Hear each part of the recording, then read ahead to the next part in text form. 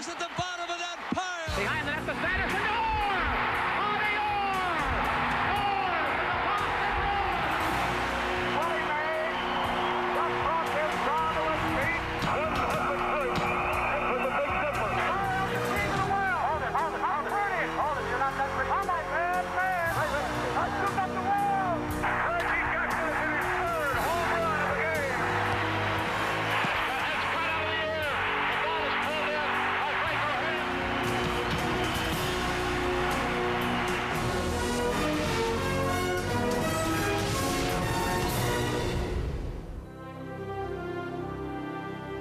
He was big, fast, and courageous.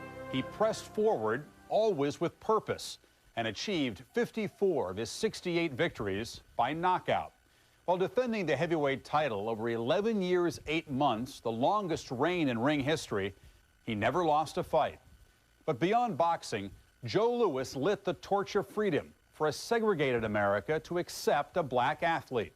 The cost to him was immeasurable.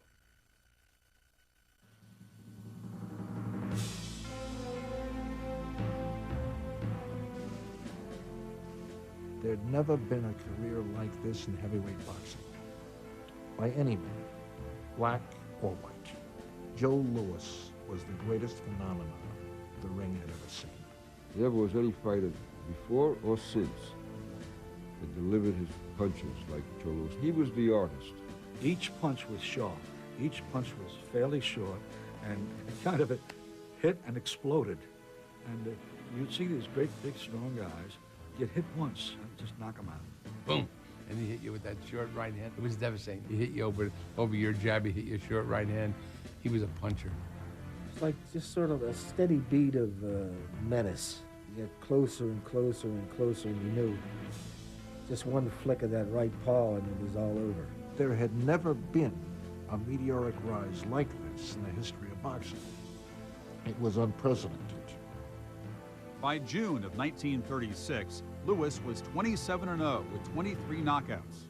He had already beaten 2 former champs, Primo Carnera and Max Baer, and was about to face a third, Max Schmeling of Germany. An 8-1 favorite, Louis trained lightly and played hard. He was living large.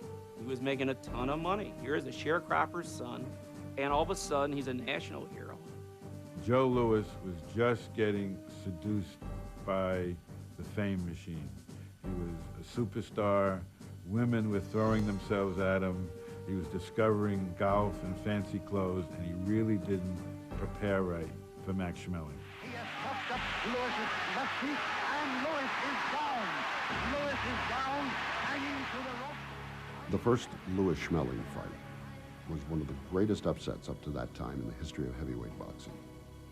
Louis was on a road for the championship. Undefeated, untied, virtually unscored upon. Schmeling's upset of Louis was amplified around the world by the Nazi propaganda machine. Nazi Germany didn't think Schmeling had a chance. They just sent him off.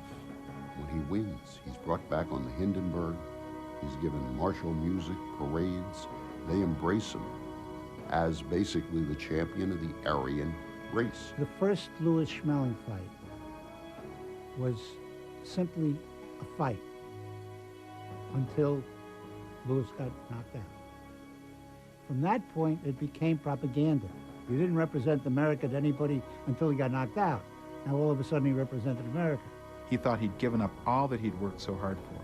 Not only had he let himself down, he let his family down, he let millions and millions of Americans down, black Americans who were seeking and hoping that he would be the next heavyweight champion, to prove that the most powerful individual in the world can be a black man. In black communities throughout the U.S., there was mourning. This was a young man who had given hope to many black people in what was still the Depression. This was a symbol of rising expectations, of hope, and certainly it was destroyed. When Joe Louis fought, it was like a holiday in black America. When Joe Louis lost, it was like a death in the family. The effect on the white community was more complicated. The reaction to my father's defeat in 1936 was mixed. I think there were a lot of white Americans who didn't want Joe Louis to become the heavyweight champion. People could not believe, did not want to believe that Louis had lost. In the white communities, there were many who said, yeah, he finally got it. As tensions mounted between the U.S. and Germany, a rare opportunity arose for the contender. As the lesser of two evils, Louis would get first crack at champion Jimmy Braddock, despite his convincing loss to Schmeling. Joe Louis's good citizenship, sportsmanship, honest decency, and the fact he was an American all helped him get that 1937 shot at Braddock. The reason that Joe Louis got the opportunity to fight for the heavyweight championship was that a lot of America would really rather risk having a black champion than a Nazi champion. With the fight scheduled for June 22, 1937 in Comiskey Park, Louis, mindful of his mission, trained with a warrior's focus. Leveling Braddock in the 8th round, Louis, at 23, was the first black champion since Jack Johnson reigned 22 years earlier. Still stinging from Johnson's in-your-face attitude, America was conflicted in its appreciation of Louis. There was a tremendous amount of discomfort with the prospect of the second black heavyweight champion in American history. Even Ring magazine would concoct a myth that Joe Louis really wasn't black to cushion the blow when he became champion. All the white people were rooting for Joe's opponent, and all the black people were rooting for Joe. Friends of mine, other kids, they were anti-Louis simply because he was black. When you hear the announcer say, although colored, clearly what you're saying is, this is not a gentleman boxer. This is possibly an animalistic sort of creature that we have here, but it certainly is a less than white human. They were just giving him all sorts of ridiculous names that were indicative of the racist kind of coverage of the time. They were calling him the Zooming Zulu, the Tan Tarzan of Thump, the Sable Cyclone, all these bizarre nicknames that have to do really with the color of his skin more than anything. While white America struggled with its own mythological fears and racial paranoia, every citizen of every black community from Harlem to Watts revered Louis as something close to a god. Joe was one of the guys who was able to rise above the restrictions because of his boxing excellence and segregated neighborhoods. There was a tremendous, tremendous emotional outburst when he fought. We gathered around the radio, and you could hear a feather drop, not a pin. Nobody talked. Prostitute did not work the street when Joe Louis was fighting. You could go into a bar or tavern, and nobody would be arguing. Everybody would be pinned to the radio. Few people in the history of this planet has ever been able to do that. Everybody was quiet and listened. Once Joe Louis knocked someone out, it was always like a celebration. What could be more delicious than the sight of a black man, a powerful black man, standing over a fallen white guy? You know, the imagery is unmistakably powerful. We didn't know anything about football, basketball, baseball. We wanted to be boxers like Joe Louis. Joe Louis was the Green Hornet, Superman, Batman, Dick Tracy. All these people rolled into one for African Americans. For all the glory heaped on him, Louis remained chastened by his defeat a year earlier to Schmeling. A rematch would have to wait until 1938. My father didn't feel that he was a true heavyweight champion of the world because he had to defeat Max Schmeling, because Max Schmeling was the single individual who had defeated my father. The 1938 fight, the second fight, was the most sociologically important fight in the history of boxing. Might have been the most sociologically important sporting event in the history of sports. It was that big a fight.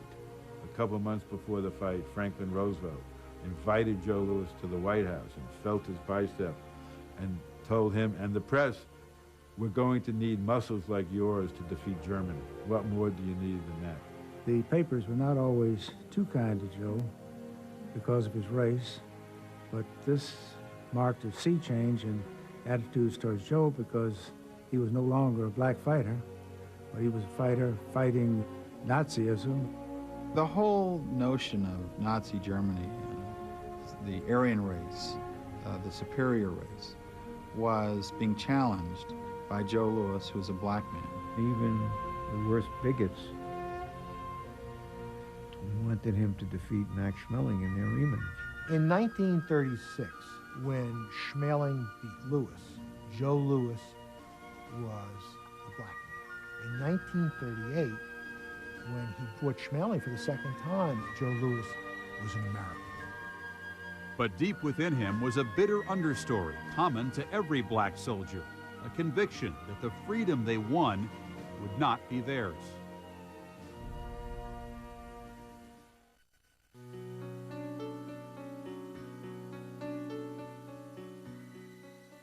Joe Louis was born in Alabama. It was a large family. It was a rural family. He was a descendant of a slave owner named James Barrow, and his given name was Joseph Louis Barrow.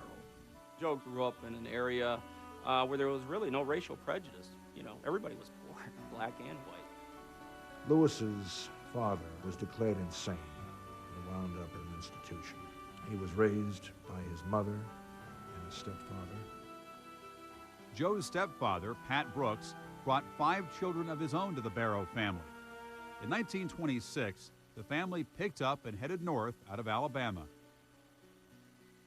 After World War I, hundreds of thousands of African Americans moved up from the southern states to work in the auto plants and all the other industrial plants in the north. Family moves to Detroit. His mother wanted him to play the violin. He actually took lessons, but most times he would just walk out of the house with his violin case, go to the gymnasium. The money that he was spending for violin lessons, he started spending it to rent equipment to box, unknown to his parents. He didn't want his mother to find out he was boxing. Once she did find out he was a boxer and wanted to pursue boxing versus violin lessons, she simply said, be the very best. At 18, Louis began his amateur career in the Brewster Recreation Center. When it became clear that he was championship material, Joe won 50 of 54 bouts. He was schooled by his 2 black managers to behave in a way that white America could accept. Louis came along with this very carefully crafted public image to make him acceptable to the white public. For almost 25 years after Jack Johnson became heavyweight champion, blacks got no shot at a heavyweight championship match. They knew the public remembered the reign of Jack Johnson, how Johnson had taunted opponents, how Johnson had been flamboyant, how Johnson had openly gone around with white women, things which were resented by white America at that time. Jack Johnson drove the white establishment nuts. He was cocky, he was arrogant, he was everything that would give white America a stroke. They knew they had to have Louis behave, at least publicly, in a very, very different way. His managers gave him a written list of things he could and could not do. They were all based on him not replicating the public conduct of Jack Johnson. No braggadocio, no white women, no leering and taunting and so forth in the ring, particularly of white contenders. Go in, take care of your business in a workmanlike fashion, and get out. He was to operate at all times as a black man with dignity. He wouldn't even eat watermelon and be photographed eating it, which was his favorite food, for fear it would feed the stereotype. Joe Louis was not a vocal person, but he understood his role in terms of breaking down the barriers in this country. Joe Louis also held himself with a certain kind of public dignity, and black people liked that. And in fact, they thought he was superior to Jack Johnson in that way, and didn't do anything publicly to embarrass the race. Jack Johnson wasn't in Lewis's corner, literally and figuratively. He had applied to Lewis to train him. One of the conditions was that Lewis fire Jack Blackburn, who had fought Jack Johnson way back at the turn of the century, and they were enemies. Not only would Lewis have nothing to do with it, he viewed Jack Johnson as 10 miles of bad road. Using Johnson as a model of what not to be, Louis developed a persona straight out of the Boy Scout manual. He was kind, considerate, polite, and self-effacing. You'd knock a guy out and you'd get on the radio afterwards and say, another lucky night. Nothing lucky about it. He killed the guy. Oh, I felt fine, 'cause I had a tough fight, and I fought a tough man, and he was a very good fighter. He understood the impact he was having. He also understood that he was giving hope. When he would walk through the ghettos of the society, and people would walk up to him and shake his hand and tell him, "Thank you, champ," those were the things that meant so much to my father. A black man, when he lost to Schmeling, Lewis's pigment would not be relevant on the night of their 1938 rematch in Yankee Stadium. With Hitler on the march in Europe, Lewis fought for all America.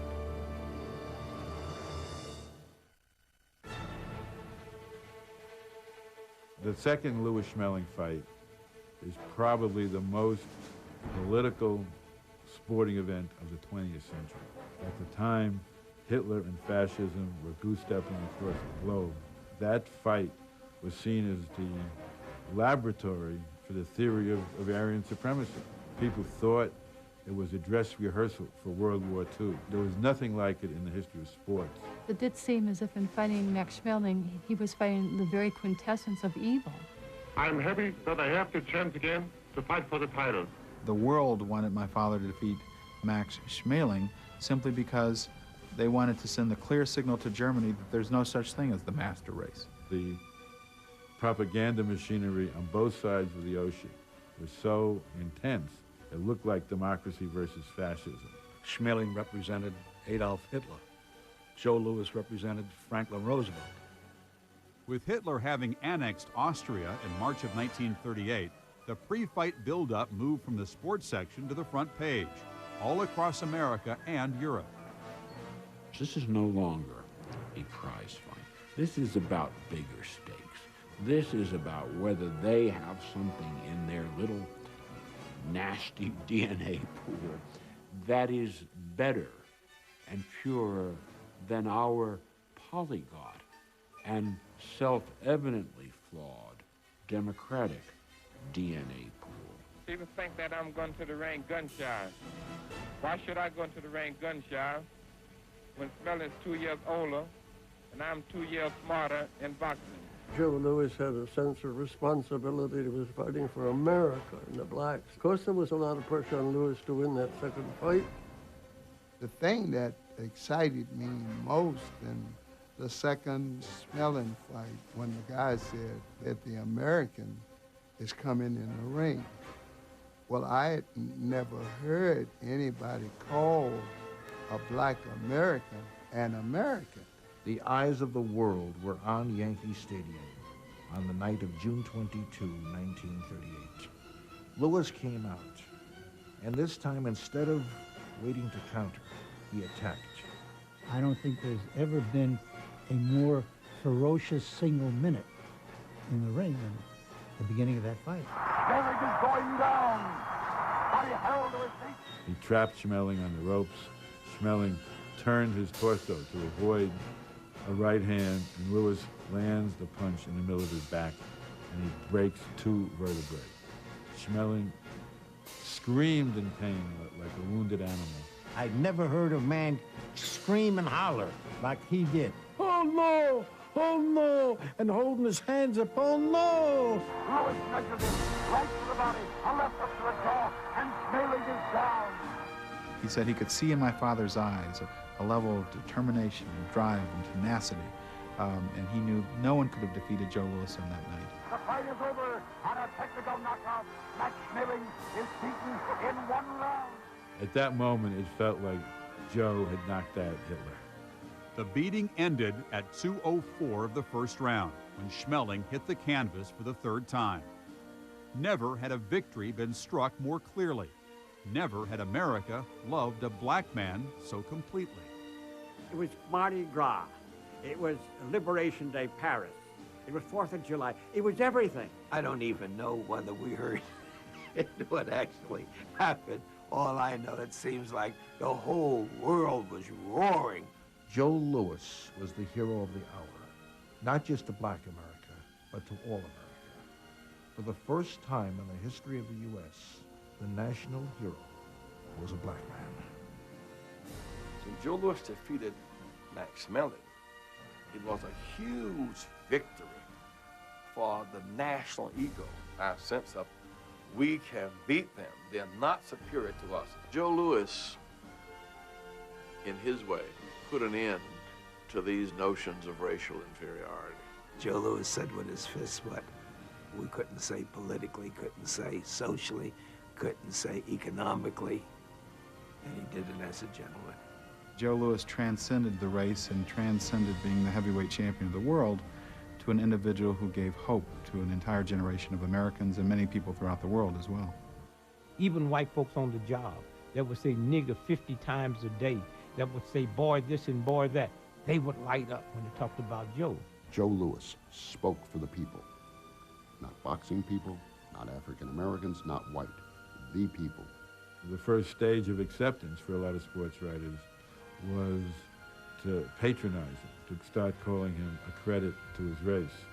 And that was when Jimmy Cannon wrote his classic line saying, quote, Joe Louis is a credit to his race, the human race.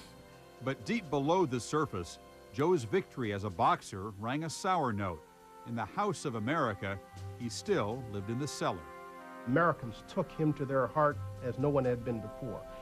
The saddest part of it is that it never translated. It never carried over. It never occurred to those Americans that the guy who was defeating the Aryan champion couldn't go into some places in America. That those people who were applauding him and claiming to love him wouldn't let him eat in their restaurants. So here the irony was that this was a black man holding up the flag for freedom and democracy, but yet he couldn't enjoy those freedoms. He couldn't live the democracy that he was fighting for.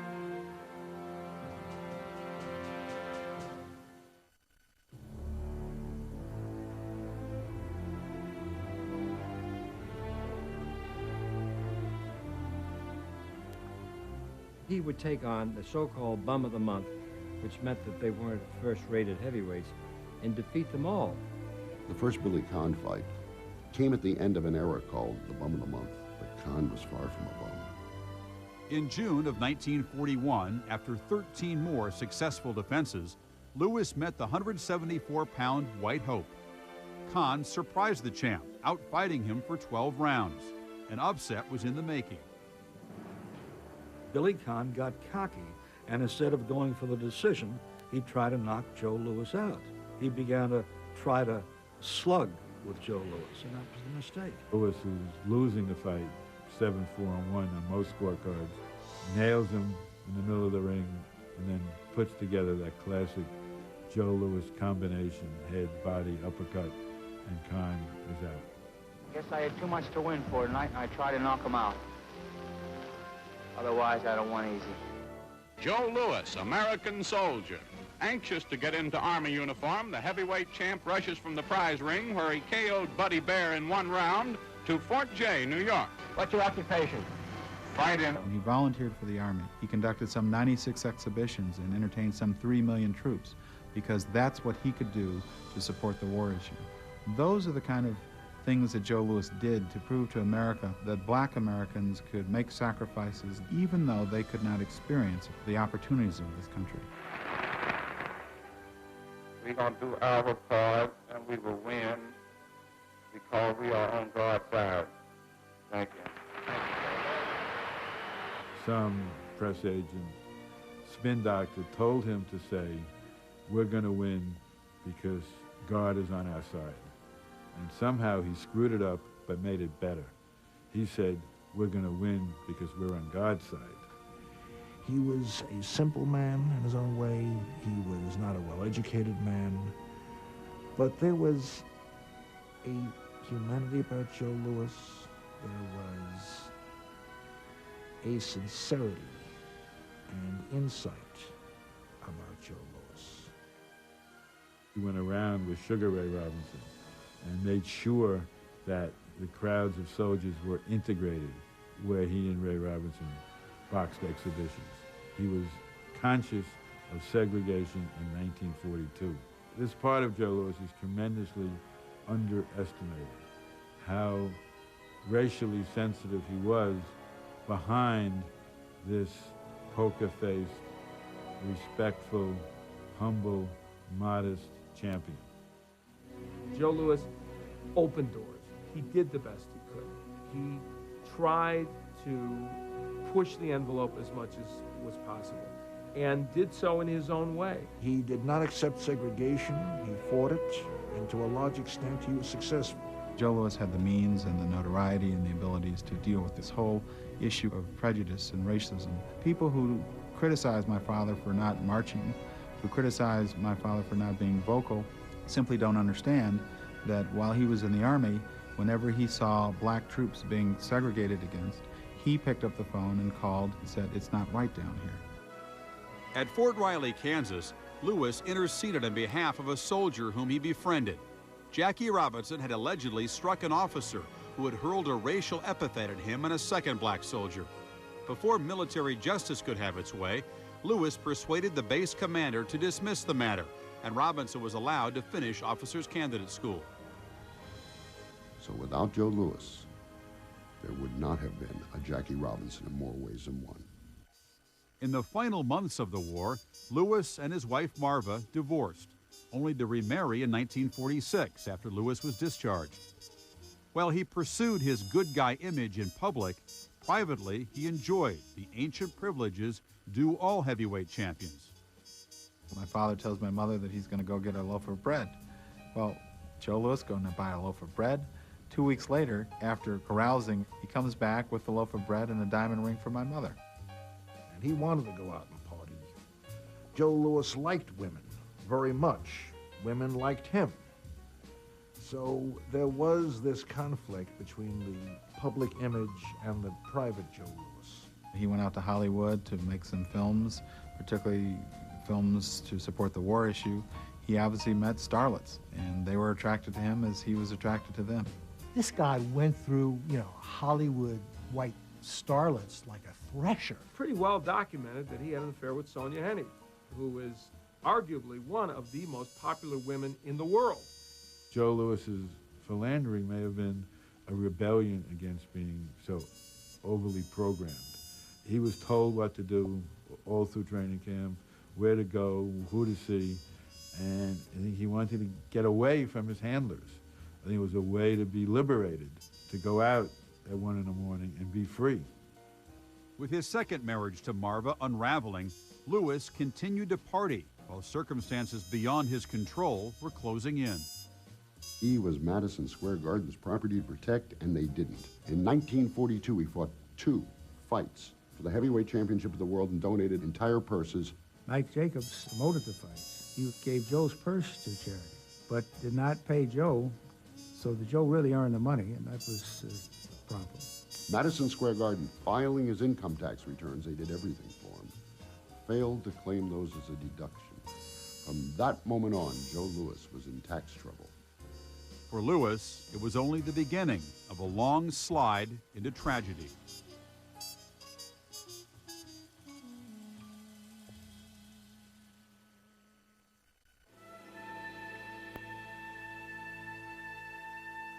Come 47, even after the war, Louis is out of opponents. There's nobody. There's this one journeyman out there, Joe Walcott.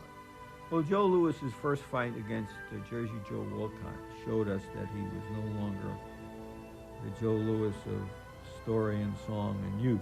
We were listening to the fight on the radio, and I thought he was going to be beaten. And I would go between rounds to my bed and cry. When the fight was over, I wanted to cry. I just wanted to cry. He started to leave the ring in shame because he knew he'd lost the fight. The winner by majority vote and still the heavyweight champion of the world, Joe Louis. There was booing. For the first time in his life, probably, Louis was booed. And so that was the signal that it was the beginning of the last act of Joe Louis's professional life. Louis earned back public support by knocking Walcott out in their rematch in June of 1948. It was the 25th successful defense of his title, a record that still stands. Well, I'd like to say again that I retired. Tonight was my last fight, and thank you very much. For Louis, 34, success outside the ring proved elusive. Among his investment failures were a soft drink called Joe Louis Punch, the Brown Bomber Bread Company, and a fight promotion agency.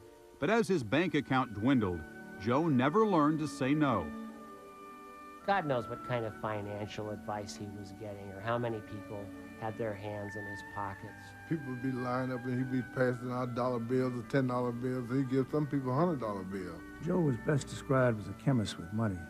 He had a way of destroying it. He used to go to the golf course, and he'd take, you know, those little black bags that the doctors used to carry around, full of money, and he'd lose all of that money.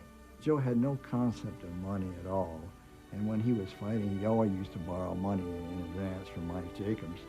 Mike Jacobs had his tax guy deduct all the advances he'd given Joe in his 4 years in the Army, which amounted to about $300,000. Joe bought steak dinners, spent money for soldiers, 1 or 2 gifts for ladies, but mostly in connection with soldiers and their entertainment. All of those items were deducted. At that time, Mike and his accountant knew that it would be 4 or 5 years before the government would catch up to the improper deductions. In 1950, he became the focus of an IRS audit that would result in a debt of more than $1 million. Desperate for a payday, Lewis made a comeback later that year, losing a 15-round decision to heavyweight champion Ezzard Charles. In 1951, he was offered $300,000 to face 28-year-old contender Rocky Marciano. And when Rocky fought Joe Louis in the Garden, he didn't want to take the fight. Joe Louis had to beg him to take the fight. It's the only way that he could make some money. Well, Joe Louis was fighting clearly just for the money. He was fighting a much younger man. He had lost most of his skills, and we were seeing a shell of what Joe Louis had been. And Joe is a helpless figure. He looks like one of those bums he used to knock out. Finally, in the 8th round, Lewis went down twice. And the referee, Ruby Goldstein, stopped the count at 8. He did not want to count out Joe Louis. Saddest moment I've ever experienced in boxing. Joe Louis, lying outside the ropes, head being held by one of the writers. It was over. An era was over. Rocky really loved Joe Louis. And after the fight's over, we're in the dressing room, and he was crying like a baby Rocky. He didn't want Joe to get hurt, you know? I cried that night because I hated to see Joe get knocked out like he did. I don't think there was a dry eye in the house. The house. I mean, the United States. Retired for the second and last time, Lewis fought exhibitions while the IRS relentlessly pursued him. Even when Joe's mother died in 1953, the government collected the $667 she had willed to her son. When he tried to settle, the IRS prolonged that settlement, and the meter kept running and running and running. And then they used them as a symbol to discourage other taxpayers. You know, we got this guy, you're next. He had to feel bitter, misused.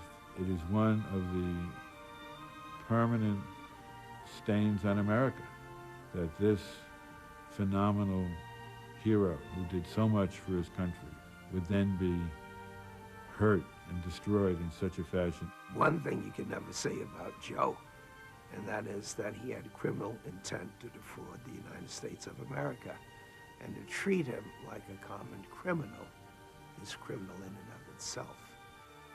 A weary Lewis staved off the IRS with payments gained from game shows and radio and TV commercials. I just want to say one thing. Edwards and Hanley, where were you when I needed you? Edwards and Hanley, the brokers you've waited for. Lewis even agreed to return to the ring as a professional wrestler. I stopped him from wrestling. I said, Joe, you can't wrestle. I said, that's just like as the President of the United States to wash dishes. The IRS siege finally ended in the early 60s. Lewis would be taxed only on future earnings. But with no steady income, Joe spun further into decline. Then he was rocked by a punch from an unlikely source.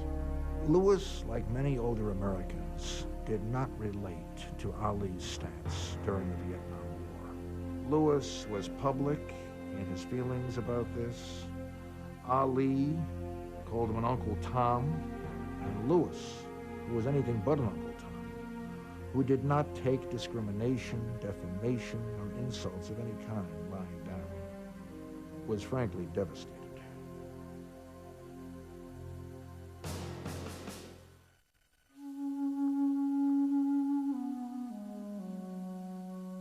In 1967, Lewis landed a job with Caesar's Palace. He became a greeter in Las Vegas, which might seem pathetic to some people, but really was quite wonderful for him. The realities are Joe Louis loved Las Vegas. Las Vegas gave Joe Louis an opportunity to rekindle his celebrity. Despite his regenerated fame, Lewis was drawn to the dark side of the City of Lights. At that time, he was a changed person. He was drinking brandy, smoking, and then subsequently became addicted to cocaine. Joe, you want a little blow? Or you want this? And to be macho themselves. Hey, I got all the coke you need. You want some? Became a whole different individual, and I think that he just ran his life out with really no direction in life. He became basically a lost person. He got so paranoid and crazy, he thought that when you sneezed, it was the mafia making a signal to kill you. He used to go in his room and seal up the air-conditioned ducts because he said that they was out to poison him. I walked in to see him, and the room was dark. All the shades were drawn.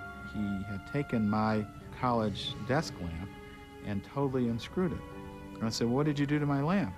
He says, "They were listening to me." He was smearing mayonnaise on windows so that FBI rays would not come through and pick up the thoughts in his brain. This was a man who was descending into mental illness, as had his father. Joe's journey into paranoia climaxed on May 1st, 1970, when his family committed him into a Denver psychiatric hospital. I remember talking to my father after I signed the papers, and he looked at me and said, "Son, why'd you do it? Why didn't you come talk to me about it?" And that was a very sad time in my relationship with my father. After leaving Colorado Veterans Hospital later that year, Joe's mental and physical health continued to fail through the 70s. Finally, he was confined to a wheelchair. His troubles with the IRS had been straightened out more or less. But he was, in many respects, the antithesis, certainly physically, of what he had once been. People would come up and give him money just because he was Joe Louis. We wish he would have lived happily ever after and faded into the sunset and been a good grandfather and had all these wonderful middle-class values restored, but he wasn't. In 1978, in Las Vegas, the champ was given a night for his 64th birthday. Frank Sinatra snapped his fingers, and everybody who was important in show business and politics and entertainment came to Caesar's Palace to honor Joe Louis, who they rolled out on stage wearing a tuxedo, and then somebody wrapped a blanket around him so he wouldn't shiver. He has lost the ability to talk and to walk, and it was sad, but at the same time, seeing him always made you feel good. You're still glad to be in his presence. I felt very sorry for Joe. He always had his dignity, even if he didn't have any money, and he was always acted like a champion. I did not feel then, and I do not in memory of him now feel, that he was an embarrassment to anyone. On the contrary, I think his mark was made and his memory lives on in a most illustrious way. Joe Louis would take his leave on April 12, 1981. He was 66. He never boasted in victory, nor did he weep in defeat. He apologized not. He knew too well that life had 15 rounds, and none of us can ever win them all. Here he is, laying dead in a casket in a boxing ring in this tin warehouse behind Caesar's Palace. And I'm thinking how sad that is. But in death, Louis reclaimed his pride as a former champion honored him. Muhammad walked up to me at my father's funeral and put his arm around me, and we walked off to the side and whispered, "Your father's the greatest, truly the greatest." 9 days after his death, one of the largest American heroes was given a military burial in Arlington National Cemetery. This was a great man who transcended boxing in every way. And for the time he was champion, nobody, including Muhammad Ali, was ever more revered as a champion. There are some people who are champions, but all champions are not heroes. Joe was a genuine hero. He forced America to deal with its conscience about black and white, of who can you admire, who are you allowed to revere. And had it not been for Joe Louis, maybe the society would never have been ready for Jackie Robinson. Jackie Robinson always said that he wouldn't have gotten his chance if Joe Louis hadn't come first and opened the door and proven blacks could compete on an equal playing field. I think Joe Louis's legacy is as much, if not more, to society than to boxing, because he paved the way for other black athletes to follow.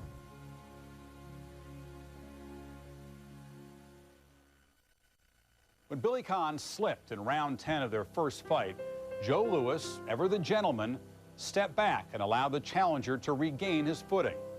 Louis was less gracious when asked how he would approach the Irishman in their rematch. He can run, said the champ, but he can't hide. Short and to the point, like the right hand that dropped Conn for the count in the 8th round. For ESPN Classics Sports Century, I'm Chris Fowler.